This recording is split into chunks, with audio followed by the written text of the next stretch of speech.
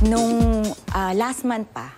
Comedy queen Ai de las Alas kinumpirma sa Fast Talk with Boy Abunda ang hiwalayan nila ng asawang si Gerald Sibayan. October 14 na nag-chat siya sa madaling araw dito sa Pilipinas na yun nga, sinabi niya na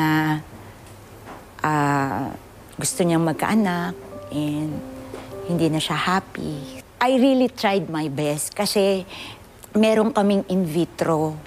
Meron pa kaming isa, si Gold.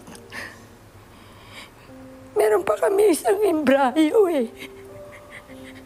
Sabi ko sa kanya, pag nagkapera kami, surprise ko sana siya.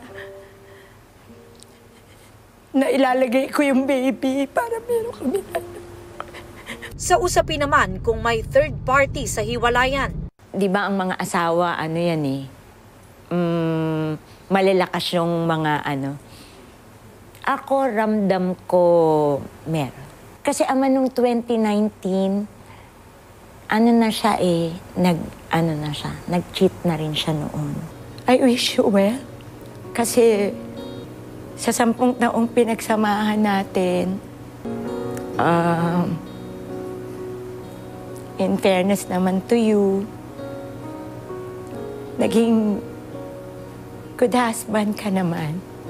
Aubrey Carampel, nagbabalita para sa GMA Integrated News.